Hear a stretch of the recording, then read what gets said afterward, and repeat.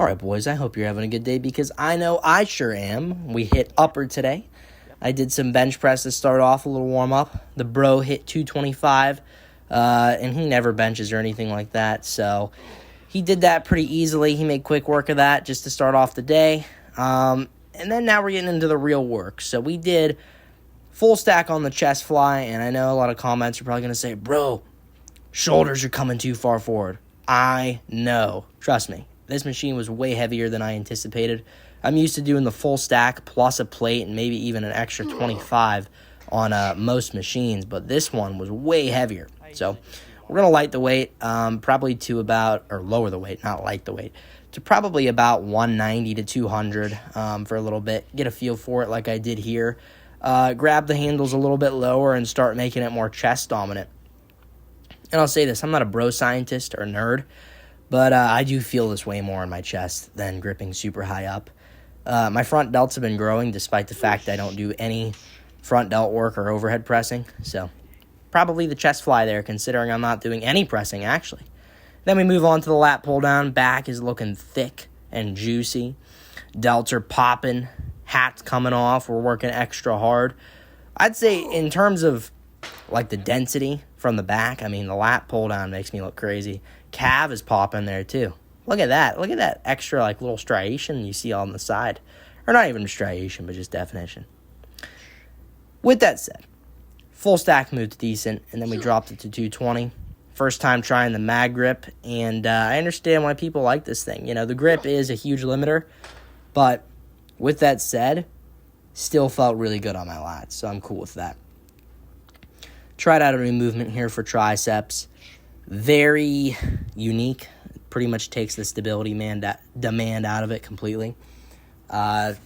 Obviously, from a nerd perspective, and what is the truth, it really does increase motor unit recruitment a lot when you don't have to stand and you don't have to basically do an abdominal crunch. So that's pretty nice.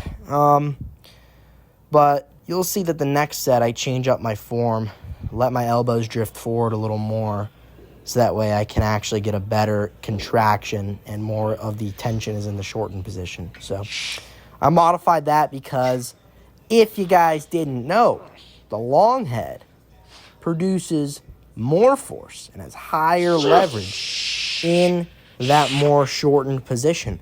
So how do we optimize that? We do more work in that shortened position where it becomes more difficult. So here, I tried 3 plates. I don't know what I was thinking. It didn't move awfully, like horribly, but it moved really badly. So then I lowered it to 2 plates and a 25 on each side here. Mind you, I was already a little fatigued, so it didn't move too great either. And then I dropped it to 2 plates for a drop set. And this moved way better. I don't believe you have to touch your chest, especially with your mobility demands. I mean, I can hardly come close to my chest with 1 plate on each side. That doesn't mean I'm weak. I have a pretty strong back. You guys could clearly see the density. It's just a mobility issue. But then we move on to side raises here on the machine. And I'll tell you this right now, guys. This hammer strength side raise is the best side delt machine I've ever used. It's the only side raise variation I've ever done in my entire life that did not hurt my shoulders. I usually always feel like I'm working around an injury or something or a tweak or just preventing something bad from happening. But, dude, here, I felt like I could just go, you know? And obviously there was a minor, like, okay, like, let me be careful. Let me make sure everything's moving smooth. But other than that, like, it was pretty smooth sailing. I didn't have to think about tweaking my shoulder that much, and I could pretty much just go super hard. Same thing for my brother here. He went pretty hard. This is the guy who taught me how to lift in the first place. And he always inspired me. He is always a real big dude. So, with that said, had to glaze the brother a little bit there. Moving on to another set of side raises. And, you know, dude, I feel like everybody has somebody that inspired them to lift. For me, it was my brothers, because both my brothers were, you know, pretty jacked, and they always had crazy arms. So I remember seeing that and being like, yo, how long would it take for me to get big? And the brother you saw in the video told me, he goes, it'd probably take you 4 years to get, like, as big as I am right now. Mind you, he was a lot younger back then. And I was like, really? And then I said, how long would it take for me to see any difference at all? And he goes, it would take a month. And I was sold from then. I literally became addicted to any sort of exercise I could possibly get because he told me I could see a difference in a month. I was completely sold. Once he set the standard of, it'll take 4 years for you to get big, I was like so disappointed. And then he said a month to see a difference. And I was like, you know what, dude, this thing might be worth it. So from there, I, did all the how to get abs in 6 minutes and all the push-ups and whatnot.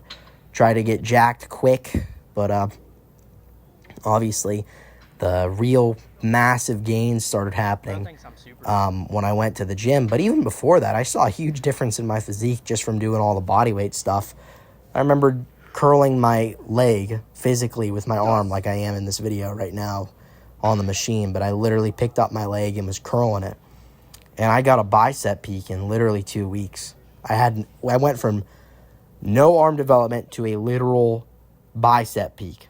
And I'd credit that to, I think I have pretty good arm genetics. Definitely, I have, I'd say, more of an arm-dominant build in proportion to the rest of my body. But also, man, I knew how to train hard early because my brothers really laid that foundation in me. They said, hey, nothing's going to happen if you don't go close to failure, or if you don't go really to and through failure is mainly what they would say. So, all that stuff worked really well. And like I said, though, the real massive gains started happening when I started going to the gym. And if I knew what I knew now, many years ago, I probably would be way bigger now. But I'm not too disappointed, to be honest, because everybody has opportunities to learn, right? And people learn differently. Some people start off with a coach. Some people start off with just, hey, figure it out yourself. And some people start off with an inspiration like me. So, I pretty much ran off of, inspiration and also insecurity. A lot of you guys don't know this, but I got beat in arm wrestling by a girl I had a crush on. And then shortly after, I got beat by my mom. And, that was one of the most demoralizing things I've ever experienced in my life. Those two things back to back freaking crushed me.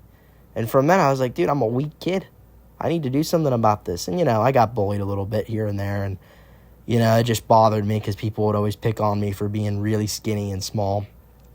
Because, until I hit a pretty big growth spurt, I was pretty much 5 feet tall. And then I grew 8 inches. Over the course of a few years. I'm now 5'8", and I stayed that height. But, I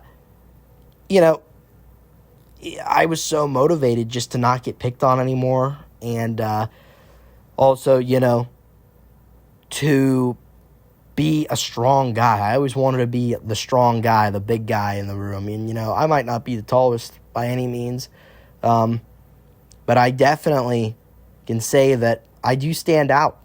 And that's such a fresh experience compared to, standing out for all the wrong reasons, you're just a little guy, all this stuff. And I mean, listen, there's been people who've had it so much worse.